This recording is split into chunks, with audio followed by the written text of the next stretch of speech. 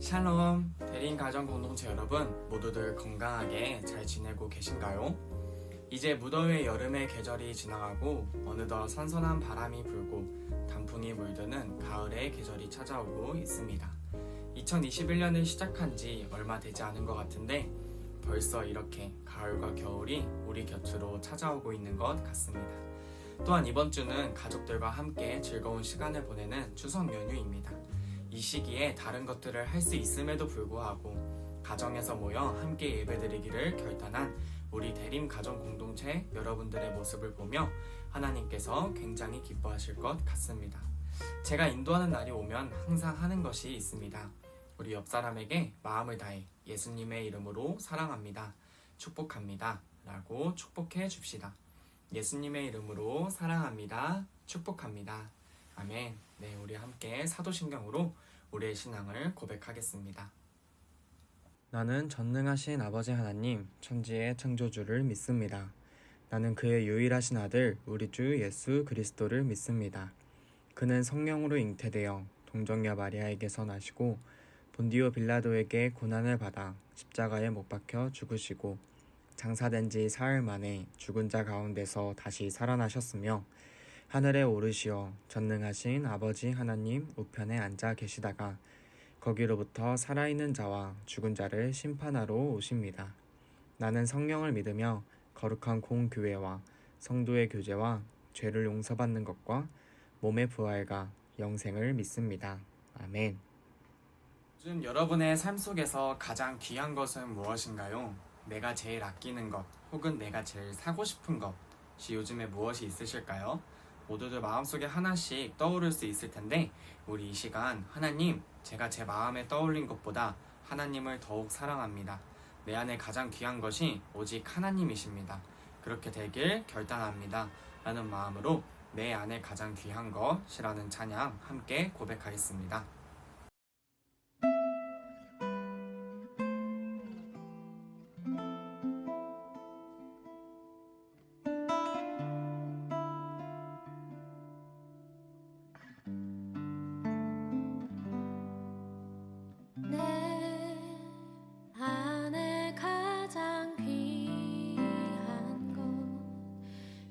예수를 알미라.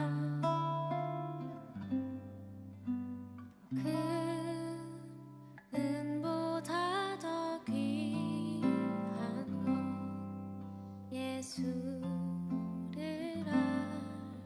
알미라. 세상 지식보다 귀한 것 예수를 알미라. 내 안에 가장 귀한 것 예수를 알미라. 예수의 이름 존귀한 그 이름 예수의 이름 능력의 그 이름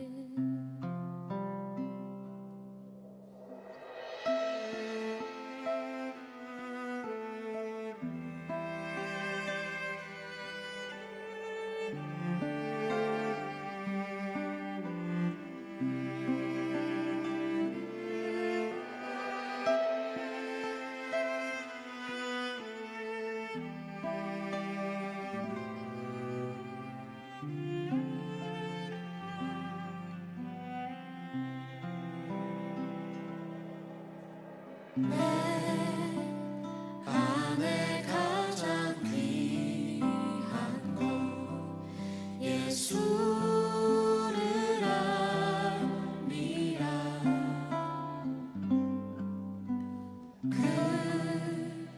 금은보다 더 귀한 것 예수를 알미라.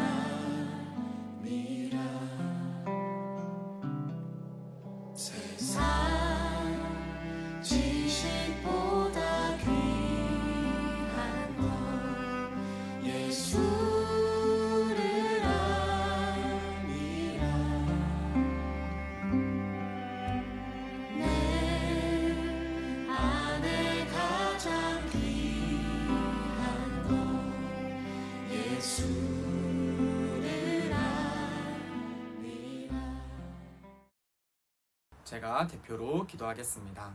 살아계신 하나님, 성경에서 그리고 지금 우리와 함께 하시는 하나님, 내 안에 가장 귀한 것이 예수 그리스도의 복음이 되길 소망합니다. 그러나 주님, 마음으로 수없이 고백하고 결단했지만 또 수없이 많이 무너졌습니다. 주님, 나보다 나를 더 아시고 나의 이러한 연약한 마음을 하나님께서 제일 먼저 아시오니 주님, 저를 죄에서 건져주시고 다시금 하나님의 길로 걸어갈 수 있도록 은혜 부어 주시옵소서. 하나님이 함께 하시고 주님의 은혜를 갈망하는 자들에게 성령을 부어주실 예수님을 믿습니다. 이 모든 기도 우리 주 예수 그리스도의 이름으로 기도드립니다. 아멘. 오늘 우리에게 주시는 하나님의 말씀은 사무엘상 17장 24절에서 26절 말씀입니다. 우리 다 같이 하나님의 말씀을 받겠습니다 라고 고백하신 뒤 한 목소리로 말씀을 읽도록 하겠습니다. 하나님의 말씀을 받겠습니다. 이스라엘 모든 사람이 그 사람을 보고 심히 두려워하여 그 앞에서 도망하여 이스라엘 사람들이 이르되 너희가 이 올라온 사람을 보았느냐? 참으로 이스라엘을 모욕하러 왔도다. 그를 죽이는 사람은 왕이 많은 재물로 부하게 하고 그의 딸을 그에게 주고 그 아버지의 집을 이스라엘 중에서 세금을 면제하게 하시리라. 다윗이 곁에 서 있는 사람들에게 말하여 이르되 이 블레셋 사람을 죽여 이스라엘의 치욕을 제거하는 사람에게는 어떠한 대우가 있겠느냐? 이 할례받지 않은 블레셋 사람이 누구이기에 살아계시는 하나님의 군대를 모욕하겠느냐? 아멘. 하나님의 말씀을 전하도록 하겠습니다. 이 가정 예배를 드리는 모든 성도분들은 부모님 세대도 있을 것이고 자녀들의 세대도 있을 것이고 혹은 자녀들이 모두 출가한 다음 모든 것을 이루신 할머니, 할아버지의 세대 분들도 계실 것입니다. 저는 오늘 말씀을 전하기 전에 이 가정 예배가 오늘날 코로나 시기에 얼마나 중요한 것인지를 요즘 새삼 다시 한번 느끼고 있습니다. 왜냐하면 교회를 오지 못하는 이 시기에 올바른 가정신앙 교육은 다름 아닌 가정에서 이루어지기 때문입니다. 그래서 가정에서 부모님과 자녀들이 함께 모여 이 예배를 드리는 것은 너무나 귀중한 가정신앙 교육입니다. 이 시간을 통해 가정이 하나가 되고 가정이 연합되어서 부모님과 자녀들의 사이가 그리스도의 향기로 물드는 시간이 되기를 진심으로 소망하고 축복합니다. 오늘 말씀의 제목은 하나님의 꿈을 꾸는 자입니다. 우리 함께 한 목소리로 고백해 볼까요? 소리를 내지 않으셔도 되고 입으로만 고백해도 괜찮습니다. 하나님의 꿈을 꾸는 자. 아멘. 여러분들은 요즘 어떤 꿈을 꾸고 계신가요? 혹은 이룰 것을 다 이루었기에 꿈이 없이 살아가고 계시는 분들도 있을 것입니다. 만약 그렇다면 저는 이 시간 하나님의 말씀을 통해 예배를 드리는 모든 이들이 다윗과 같이 사무엘과 같이 하나님의 꿈을 꾸며 살아가길 진심으로 소망합니다. 성경에서 꿈꾸는 자 하면 어떤 인물이 떠오르시나요? 네, 성경을 너무 잘 아시는 우리 대림 성도분들은 모두 머릿속으로 요셉을 떠올렸을 수도 있을 것 같습니다. 하지만 오늘 말씀에서는 다윗을 주목해보고자 합니다. 우리는 평소에 어떤 사람을 볼 때 그 사람이 말하는 대화와 언어를 보면 그 말을 통해 그 사람의 인격이 드러나고 그 사람의 수준이 드러난다고 합니다. 그래서 저 또한 어떤 운전을 할 때, 어떤 위급한 상황이 생길 때 최대한 말을 가려내기 위해서 노력하고는 합니다.